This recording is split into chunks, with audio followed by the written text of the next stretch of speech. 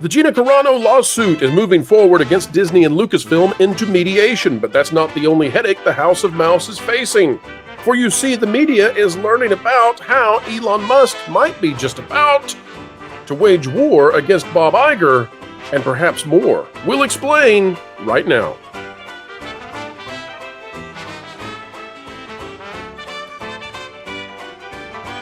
Hello folks, welcome back to a dandy video. It's dandy because you're here. We're happy you're here. Our job is to explain entertainment, keep you ahead of the culture curve, and your job is relax, sit back, and listen, unless you're doing something that requires you to be standing, in which case we'll keep at it. But folks, we are happy you're here. All we ask is click that like button and let's dive in right now. We are here on BloombergLaw.com. Quinn Wilson, the author. Disney Mandalorian actress taking firing suit to mediation. Now, what they aren't saying exactly is that Gina is winning. Otherwise, the judge would not put this into mediation. What is mediation? Well, it's not arbitration. That, according to Ron Coleman, we'll have Ron Coleman as part of the video this evening. But, and yes, folks, we're covering this topic again this evening because Mark Hamill has stepped in it and made this even worse for Disney. We'll see you then. But mediation is sort of this outside of the courtroom attempt to draw forth a settlement through a mediator who can try to find the ways that both Gina and Disney can come out of this with somewhere in the middle an agreement. Now, because Gina is funded by Elon Musk here, money isn't an issue. So that's going to be interesting because what is the mediator going to try to draw out of this? Well, perhaps the mediator, knowing that money is not a motivator, and that's rare enough, perhaps what they're going to try to do is get Disney to in some way say that they did something they should not have done, or it was regrettable, or take some sort of effect that would restore Gina Carano's career. Because ultimately what Gina is saying here is that Disney decimated her career and that it was coordinated, that there were efforts behind the scenes to do so. So that's plenty bad. Now, how Disney could rectify that outside of the courtroom, I don't know, but they've got all the reason in the world to try to do it. And if she gets rich off of it in the meantime, well, she's already rich. But if she gets even richer, well, all the better for her, and we'll see how that goes.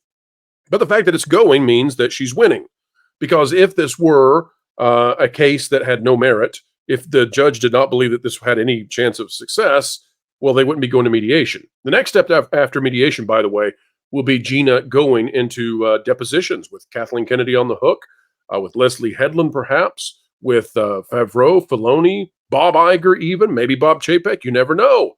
And so also know that mediation is good for Disney. Disney really would like to get out of this in mediation because the longer this goes, the more likely it is that depositions happen. They don't want the depositions. They don't want discovery into emails. You get the idea. Here's the article. Walt Disney Company and former star of The Mandalorian will take the actress protected speech lawsuit, which is supported by Elon Musk, to private mediation, according to a federal court's order. Gina Carano and Disney were referred to private mediation on Wednesday by Judge Sherilyn Peace Garnett of the U.S. District Court for the Central District of California. The mediation must be completed by July 15th, 2025. The referral order says before a trial in the case is slated to begin in September later that year. In a separate order on Wednesday, Garnett said the trial would begin September 29th, which would be terrible PR for Disney ahead of the Mandalorian movie. They would rather not have any of this happening. They definitely don't want Kathleen Kennedy's emails getting out. They definitely don't want you knowing if there was coordination between the talent agency and Disney in terms of blacklisting Gina. Now, I'm not saying that happened, but I'm saying if it did, they don't want that to happen. They don't want it to be out in the public. However, folks, the media is beginning to catch on that there may be more going on behind the scenes than what is being reported on. Darn it, they're catching on to the fact that there might be a need to read between the lines. Darn it, they're starting to figure out to read the tea leaves. Oh, this is going to put us out of business over here if they start having that kind of insight. We kid. This is out of comicbasics.com, a website that I think this is my first time visiting, so I don't have any analysis in terms of what kind of website this is, positive, negative, slanted, you get the idea. So no judgment, whatever, on this. And Elon Musk's funding of Gina Carano's lawsuit sparks wild Disney buyout conspiracy theory. That is the article. Now, I want to say this. We have covered that Gina was asked in a wide-ranging and distinctly, what would you say? Let's just say there was massive viewership of this podcast, of this interview.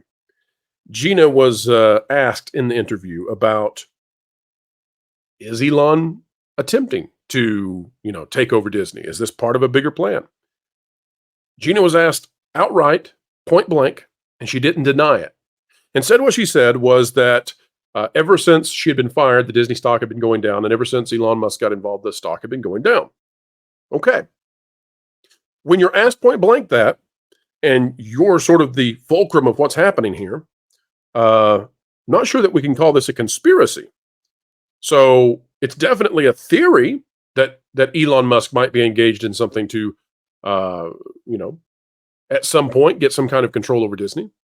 It's definitely a theory. Is there a conspiracy? Well, no, there's a strategy perhaps. So maybe they should call this a strategy theory. Just a thought. Here's what it says. Gina Carano gained international fame with her role alongside Pedro Pascal in The Mandalorian, although he probably wasn't there very much. While this wasn't her first acting role, the part was tailored to her strengths, propelling her to stardom quickly. However, her rise was matched by a swift fall. Carano was dismissed from The Mandalorian, her contract not renewed, primarily because her political and ideological views clashed with Disney's values, which, by the way, would make this illegal in California. So good job, article writer. Her outspoken anti-woke stance and controversial remarks, including inappropriate comparisons to the Hall. Well, let me just say this. When you add inappropriate to that, you have switched your article into editorial land. And I don't think you're trying to be an editorial here. So just a thought, but played a significant role in her departure. Despite her character being removed from the show, Carano hasn't backed down. She has continued to challenge Disney publicly and has even filed a lawsuit against the company. While it hasn't been officially confirmed, yes, it has. Elon Musk is backing her legal advice. It has been officially confirmed. What are you talking about? This has led to the emergence of a rather intriguing conspiracy theory, which we'll explore here. And it goes on to talk about this conspiracy theory. Now, folks, I think we might have been the first ones to talk about this, but again, it's not a conspiracy theory. It's a potential business future. We just watched Nelson Peltz and Ike Perlmutter attempt to get 2 board seats at Disney. It didn't work that time. But if the Disney stock goes down, which we're not suggesting it will, and we don't know what will happen, why would we ever presume to know that Elon Musk, if the stock gets down in the 65 to 75 range, and Ike Perlmutter says he'll get back in at that range, why would we presume to know that Elon Musk and Nelson Peltz would not join forces and have at least a tripart effort to take control of Disney? Why would we not think that? We just watched an effort to get 2 board seats.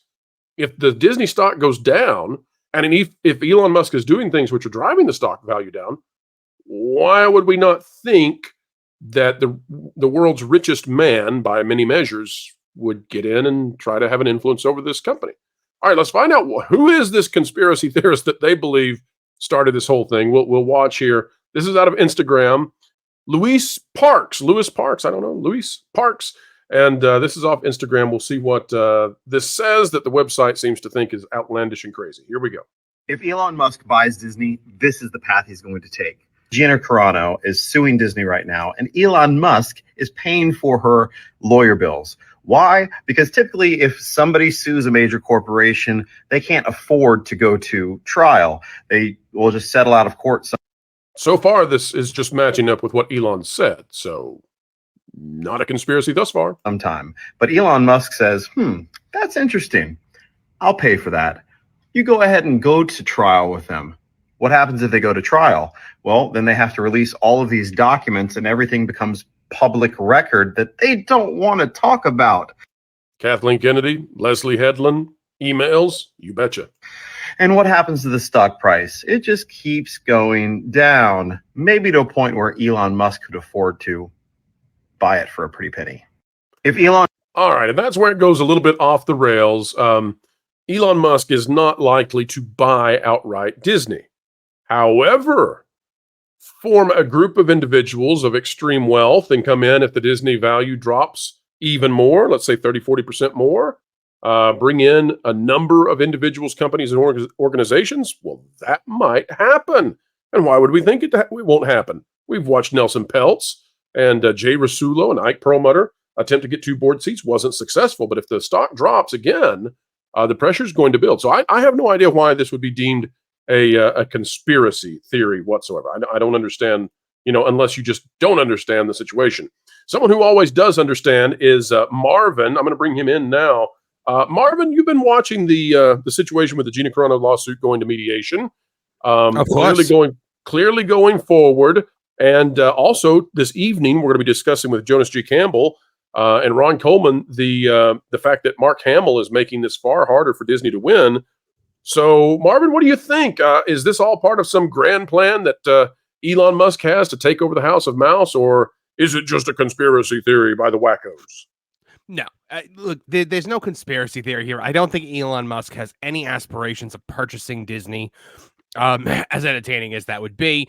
I think, he's just fed up. I mean, we saw what happened, with his, with his child, with his son losing the gender ideology. And we saw that he has just a vendetta now against the mind virus, so to speak. And Right. Disney He thinks wokeism is an existential crisis to humanity. And Disney is the main peddler of woke, so therefore they are an enemy of Elon Musk. And Elon and I think there's a bit of personal animosity with Bob Iger. We saw when they tried to blackmail him with advertising, and we heard the way Elon expressed himself in that situation. I think he is just doing whatever he can to help advance the cause and the fight against this kind of thing. And he's going after the big dog in the yard, and that's Disney. Well, he's definitely going after them, and this is definitely moving forward. There were so many who said that this was, sort of a capricious kind of lawsuit, that there was nothing to this. It was vapid and empty and no chance of success. And here we are going into mediation. And that, to me, signals that the judge sees real merit to this, even beyond allowing it to go forward. Disney lost on the opportunity to dismiss at the beginning, but if this goes to mediation, then that means money's being spent. They're willing to put some money into a mediator and get all the stuff ready to go. And it's forced mediation, by the way. So both sides have to do the mediation. I think the judge is trying to find some way to keep this out of trial. And I'll tell you why, Marvin. And then the press can run with this and call it conspiracy theory, or commentators can use this grand idea to help them formulate their next content. You're welcome, all of you out there watching. And journalists, get your notebooks ready here. Marvin, I think that the judge wants forced mediation, because if this goes to trial, the ramifications are tremendous. If Gina Carano were to win the trial, then it would mean for all of the entertainment companies in Hollywood that they can no longer fire, dismiss, and mistreat celebrities, staffers, gaffers, and everybody else based on their political beliefs. And that is a danger to the oligarchy, the gatekeeping of Hollywood. That's what this means. So even beyond the conspiracy of Elon Musk, quote unquote, buying Disney, there is such a huge potential for change based on this lawsuit. I think that's why they want mediation. I think that's why they don't want to go to trial. What do you think of that? Oh, I think 100%. I think that like you said, the implications of this will be so far-reaching, and it'll shake the foundations of Hollywood itself. And you got to think that there are judges sympathetic to the cause of Hollywood. There are judges sympathetic to the cause of Elon Musk and those who fight back against Hollywood. But yeah, I think that they're trying to avoid a storm from blowing in. Essentially, they're trying to stop a major precedent from being set. And if Gina wins this, and let's be fair, with everything that Mark Ruffalo says, with everything Mark Hamill says, with everything Pedro Pascal says, there's a lot of it's not outside the realm of possibility that if this goes to trial, Gina easily wins it. So I think they're trying to avoid the only thing that makes it less likely is it's California. But other than that, yes, were this a normal state where justice reigns supreme, you could see something. You could definitely feel this was going that way. But I think even in California, this might find a sympathetic group of peers who could rule in her favor. And I don't believe California is an at-will state. Is that correct? In certain states, you could be fired for literally anything. So California has a very strange law, Marvin. I'm glad you asked that. California has a very strange law that protects employees, specifically of Hollywood, from being dismissed for their political beliefs. And that very strange law, that quirky law, was implemented, I believe, back in the 50s, could have been the 40s, but I believe the 50s, in order to protect the communists who were working in Hollywood at the time and didn't want to be fired.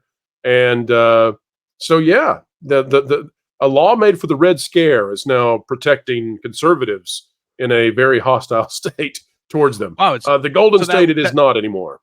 So the law that was designed to protect communists is now going against the communists. That's insane. That's right. It switched from being a defense against McCarthyism to what would you say, an empowerment of Muskianism. Muskianism? Mm-hmm. We'll go with it. All right, Marvin. Well, a channel out there that is not musky or musty at all is you, because you are on the rise. Tell the folks out there where they can find you on this great, big, beautiful web. Oh, sure thing. Tooneytown TV. We got daily content coming out every single morning. And, we just passed 2,500 subscribers. We got a live stream pop culture podcast, Toonie Talk TV, every Thursday night at 8 p.m. Eastern Standard Time. And we'd love to have you guys there. It's always a big party. It's always a lot of fun. Pro, you stopped in this last week, and we had a great time. Yeah, it was a good time. Folks, you're going to want to pull up a beanbag chair, sit down, get out your Doritos, and enjoy the fun of Tooneytown TV and Tooneytown Wrestling. All right, folks, wrestle with that like button, but just for a moment. Click it one time. Once is nice. Twice, no, nay, don't do it that time. But, folks, we'll see you real soon.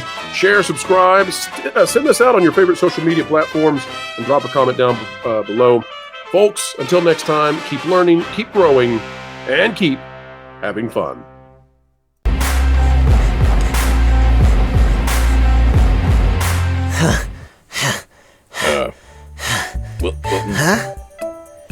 What are you doing?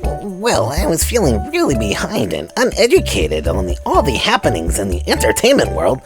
So, I was trying to work out a solution, specifically around 12 p.m. Eastern Time. And, this is what I came to. That's not what that means. Oh.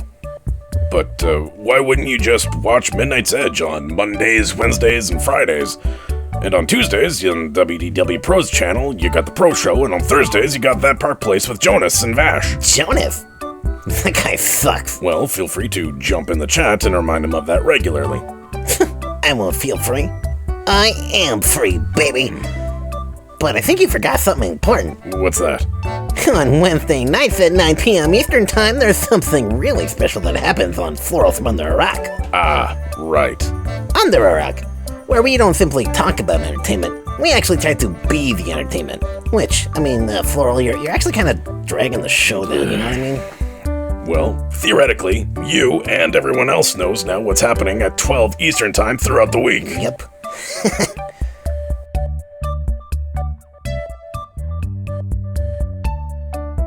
Now, just a point of clarity. You say 12 p.m. Eastern Time that the Midnight Edge will be happening.